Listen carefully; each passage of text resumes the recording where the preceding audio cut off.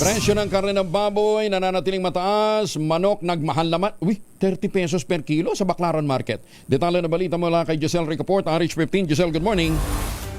Good morning, Kuyang Angel. Nananatiling mataas sa 400 ang kada kilo ng laman, pigi at dasin sa Baclaran Market sa Parañaque City. Mas mahal yan kumpara sa itinakdang maximum suggested retail price ng Agriculture Department. Habang ang buto-buto at pata naman, pare-parehong 350 ang kada kilo dito sa pamilihan.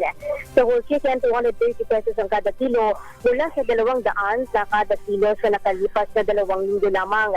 Ang hita, petso at pakpak, pare-pareho din na 200 ang kada kilo ngayon. Sa isda naman, nagkapako ang tilapia sa 160 kada kilo. Gayon din ang bangus na nasa 200 hanggang 220 ang kada kilo ngayon. Ang galunggong mas mura dito sa 180 ang kada kilo mula sa 300 kada kilo at sa 380 naman kung ikukumpara sa ibang pamilihan. Ang tulingan 180 kada kilo mula sa 240 kada kilo, habang ang sapsap nagmura sa 360 kada kilo mula sa dating 400. Ang pampano nagkapako naman sa 440 kada kilo, gayon din ang dilis na mabibili ngayon sa 300 kada kilo. Sa gulay naman, ang kamatis tumaas sa 70 pesos ang kada kilo mula sa 50, habang ang sibuyas 150 pesos kada kilo mula sa 120 pesos. Ang bawang naman mas mahal ngayon sa 200 ang kada kilo mula sa 180 pesos, habang ang kalamansi nagmahal din ng 30 pesos sa 150 pesos ngayon.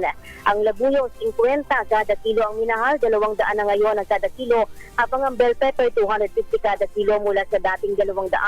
Ang luya 180 kada kilo mula sa 150 pesos, habang ang sitaw naman na malaki-laki 20 o 20 pesos ang kada tali dito sa Baclaran Market.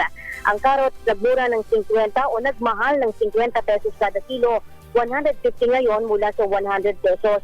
Ganyan din ang presyo ng talong, naglalaro sa 100 hanggang 150 pesos kada kilo, habang ang palaya 120 pesos kada kilo ngayon mula sa dating 100. Ito si Giselle Ricaport para sa DZRH sa Pilipinas, una sa Pilipino. Maraming salamat na Giselle.